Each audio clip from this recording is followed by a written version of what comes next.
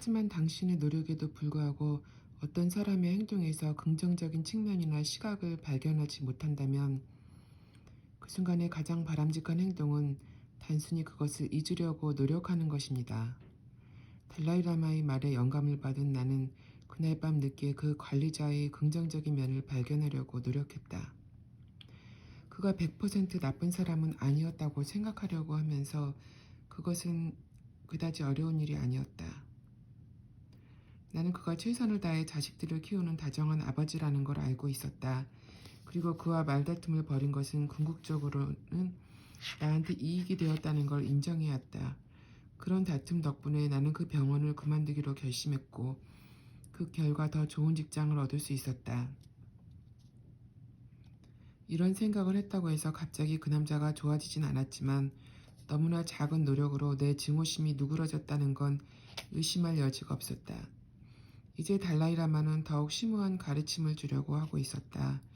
그것은 적에 대한 태도를 완전히 바꾸고 그들을 소중히 여기는 방법에 대한 가르침이었다. 적에 대한 태도를 바꾸는 방법으로 달라이라마가 가장 중요하게 여기는 것은 우리를 해치려는 사람에 대한 우리의 습관적인 반응을 이해하는 일이다. 달라이라마는 말했다. 우리는 경쟁 상대에 대해 주로 어떤 태도를 가질까요? 대개 우리는 적에게 좋은 일이 일어나기를 바라지 않습니다. 하지만 당신의 행동 때문에 적이 불행해진다고 하더라도 그렇게 좋아할 일이 무엇이겠습니까? 조금만 깊이 생각하면 그보다 치사한 짓이 어디 있겠습니까? 당신은 정말로 그렇게 되길 원합니까? 우리가 적에게 보복을 하면 일종의 악순환이 일어납니다. 당신이 복수를 하면 상대방은 그것을 그냥 넘어가지 않을 것입니다. 그 사람 또한 당신에게 복수할 것이고 다시 당신도 똑같이 갚아줄 것이며 그러면 복수극은 끝없이 이어질 것입니다. 특히 이런 일이 공동체의 차원에서 일어날 때 이 복수극은 세대에서 세대로 이어질 수 있습니다. 그래서 얻는 결과는 양측이 모두 고통을 받는 것입니다. 우리 삶의 전체적인 목표는 온데간데 없어집니다. 망명지에서도 이런 일을 볼 수 있습니다. 이곳에서도 다른 집단에 대한 증오가 자라납니다. 이런 일은 어린 시절에 시작되어 그 뒤로 계속 이어집니다. 정말 슬픈 일이 아닐 수 없습니다. 따라서 분노나 증오는 낚시꾼의 낚싯바늘과 같습니다. 중요한 것은 우리는 절대로 이런 낚싯바늘에 걸리지 않아야 한다는 것입니다. 적에 대한 우리의 태도를 문제 삼으면서 달라이라마는 적을 보는 우리의 시각을 바꾸는 방법에 대해 계속 말했다. 그것은 우리 삶에 혁명적인 영향을 미칠 수도 있는 새로운 관점이었다. 일반적으로 불교는 경쟁 상대나 적에 대해 우리가 어떤 태도를 갖는가에 많은 관심을 보입니다. 그것은 미움이 자비심과 행복의 가장 큰 장애물이 될 수 있기 때문입니다. 만일 당신이 자신의 적에게 인내와 관용의 마음을 가질 수 있다면 그 밖의 일들은 더욱 쉬워질 것입니다. 다시 말해 다른 모든 사람들에 대한 자비심이 자연스럽게 솟아날 것입니다. 따라서 영적인 수행자에게 자신의 적은 결정적으로 중요한 역할을 합니다. 자비심은 영적인 삶의 본질입니다. 그리고 당신이 사랑과 자비심을 수행하는데 완전히 성공하려면 반드시 인내와 관용의 마음을 키우는 수행을 해야 합니다. 증오보다 더 심한 고통이 없듯이 인내만큼 굳건한 정신도 없습니다. 따라서 적에게 증오심을 품지 않도록 최선의 노력을 다해야 합니다. 오히려 적을 인내와 관용을 수행하는 기회로 삼아야 합니다. 사실 적은 인내심을 수행하는 데 필수적인 조건입니다. 적이 없다면 인내심과 관용의 마음이 생길 가능성도 없습니다. 친구들은 대개 우리를 시험하지 않으며 따라서 인내심을 키울 기회도 주지 않습니다. 오직 우리의 적만이 그런 기회를 줍니다. 따라서 이런 시각을 갖는다면 우리는 적들을 위대한 스승으로 생각하고 인내를 수행할 값진 기회를 준 그들을 존경할 수 있을 것입니다. 지금 세상에는 너무나 많은 사람들이 있지만 우리는 비교적 많지 않은 사람들과 접하고 또 우리에게 문제를 안겨주는 사람들은 더욱 적습니다. 따라서 인내와 관용을 수행할 기회를 우연히 만날 때 당신은 그것을 고맙게 여겨야 합니다. 그것은 좀처럼 없는 드문 기회이기 때문입니다. 집안에서 뜻밖의 보물을 발견한 것처럼 당신은 이처럼 값진 기회를 준 적에게 감사하고 자신을 행운아로 여겨야 합니다. 왜냐하면 당신이 마음으로부터 부정적인 감정을 몰아내는데 없어서는 안 될 인내심과 관대한 마음을 키웠다면 그것은 당신의 노력 때문이기도 하지만 동시에 적이 제공한 기회 덕분이기도 합니다. 덕분이기 때문입니다. 물론 사람들은 이렇게 생각할지도 모릅니다. 왜 내가 적을 존경해야 하며 적이 나한테 무엇인가 도움을 주었다는 걸 인정해야 하지? 적은 내게 인내를 수행할 값진 기회를 줄 의도가 전혀 없었고 날 도울 생각조차 없지 않았는가? 그들은 날 도우려는 바람이나 의도가 없었을 뿐 아니라 일부러 나를 해치려고 했다. 따라서 그들을 증오하는 것이 합당하며 결코 존경할 만한 가치가 없다. 사실 어떤 사람을 적으로 여기게 만드는 것은 그가 가진 증오심과 우리를 해치려는 의도입니다.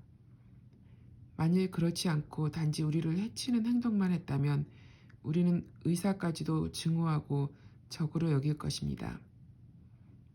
왜냐하면 때때로 의사들은 수술처럼 우리에게 고통을 주는 방법을 쓰기 때문입니다. 하지만 의사는 도우려는 의도를 갖고 그렇게 했기 때문에 우리는 그런 행동을 적의 행동으로 여기지 않습니다. 따라서 우리를 해치려는 계획적인 의도야말로 적의 특징이며 우리에게 인내를 수행할 값진 기회를 주는 것도 바로 그것입니다. 우리에게 성장할 기회를 주기 때문에 적들을 존경하라는 달라이 라마의 제안은 처음엔 조금 받아들이기가 힘든 것이었다. 하지만 이런 상황은 체력 단련을 통해 몸을 튼튼히 하려고 노력하는 것과 비슷하다. 처음에 무거운 역기를 들어올리려면 물론 힘이 든다.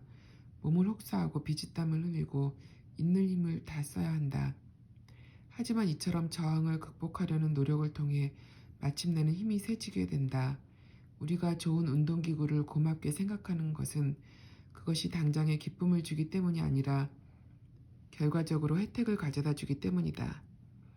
적을 만나는 것이 매우 드문 기회이고 또 가치 있는 일이라는 달라이 라마의 말이 단순히 현실과 동떨어진 자기 합리화는 아니다.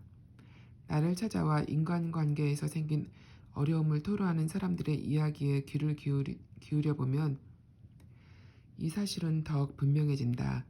자신의 이야기에 귀를 기울여 보면 이 사실은 더욱 분명해진다. 자신의 문제에 대해서만 본다면 대부분의 사람들은 적어도 개인적으로 그렇게 많은 적들과 싸우고 있지 않다. 대개는 단지 몇 안 되는 사람들과 갈등을 일으키고 있을 뿐이다. 그 적들은 아마 직장 상사나 동업자, 전 처나 전 남편, 형제 자매들일 것이다. 이런 시각에서 보면 적은 정말로 드물다고 할 수 있다. 다시 말해 적을 만날 기회는 매우 제한되어 있다.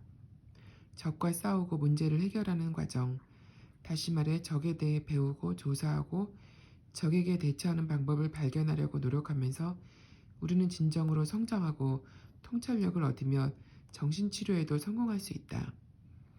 만일 우리가 적을 비롯해 어떤 장애물도 만나지 않고 삶을 산다면 그리고 요람에서 무덤까지 만나는 모든 사람들이 우리를 아껴주고 떠받들고 입에 음식을 넣어주고 그것도 자극이 없고 소화가 잘 되는 것으로 재미있는 표정을 지어 웃겨주고 가끔 까꿍까꿍하고 얼러준다면 어떨지 한번 상상해보라.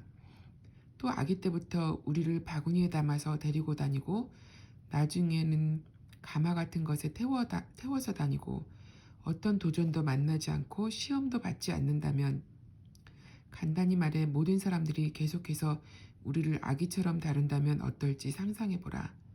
그런 대우를 받으면 처음엔 무척 기분이 좋을 것이다. 세상에 태어난 처음 몇 달 동안에는 그렇게 하는 게 적당할 것이다. 하지만 그런 일이 계속된다면 인간은 송아지 수준의 정신과 감정을 가진 살덩어리에 불과하거나 괴물이 될 것이다. 우리를 현재와 같은 모습으로 만드는 것은 바로 삶 속에서 겪는 투쟁이다. 그리고 우리를 시험하고 성장을 통해 필요한 장애물을 제공해 주는 것은 바로 우리의 적들이다. 문제에 대해 이성적으로 접근하고 어려운 상황이나 적을 다른 시각에서 바라보는 것은 확실히 가치 있는 일처럼 여겨졌다. 하지만 그것이 얼마만큼 우리의 태도를 근본적으로 변화시킬 수 있을지가 의심스러웠다. 달라이라마가 매일 하는 영적인 수행 중에는 마음을 변화시키는 8편의 시라는 기도문을 암송하는 것도 들었다는 인터뷰 기사를 읽은 기억이 났다. 이 기도문은 11세기 티베트의 성자 랑리 탕빠가 썼다고 한다. 나는 달라이라마 앞에서 그 기도문 중에 한 구절을 읽었다. 누군가를 만날 때마다 언제나 나 자신을 가장 미천한 사람으로 여기고 내 마음 깊은 곳에서 상대방을 최고의 존재로 여기게 하소서. 나쁜 성격을 갖고 죄와 고통에 억눌린 존재를 볼 때면 마치 귀한 보석을 발견한 것처럼 그들을 귀하게 여기게 하소서. 다른 사람이 시기심으로 나를 욕하고 비난해도 나를 기쁜 마음으로 패배하게 하고 승리는 그들에게 주소서. 내가 큰 희망을 갖고 도와준 사람이 나를 심하게 해칠 때 그를 최고의 스승으로 여기게 하소서. 그리고 나로 하여금 직접 또는 간접적으로 모든 존재에게 도움과 행복을 줄 수 있게 하소서.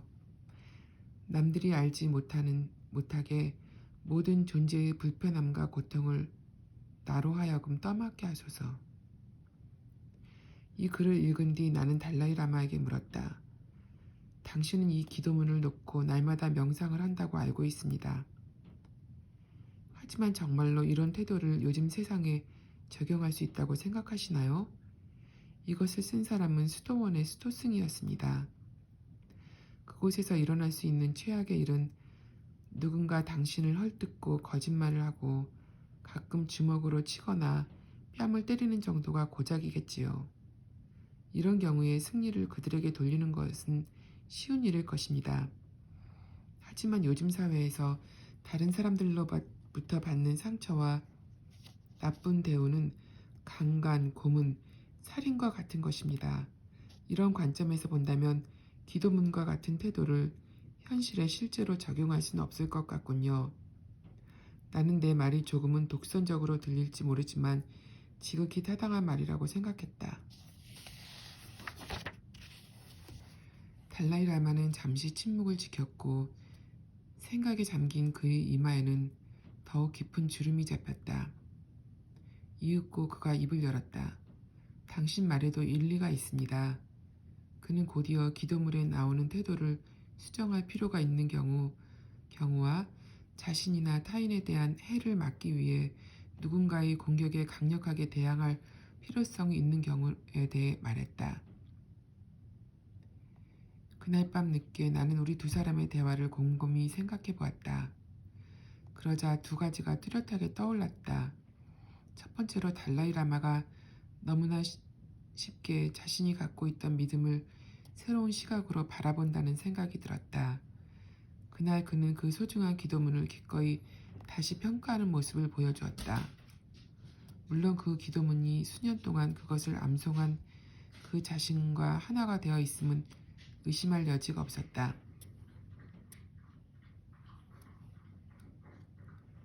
두 번째로 떠오른 것은 그렇게 감동적인 것이 아니었다. 그것은 내가 오만한 감정에 빠져 있다는 느낌이었다. 기도문이 오늘날 세계의 가혹한 현실과 맞지 않기 때문에 적합하지 않다고 나는 달라이라마에게 말했다. 그는 역사상 가장 잔인한 침략 가운데 하나로 손꼽히는 중국의 침략을 받아 나라를 송두리째 잃어버린 사람이었다.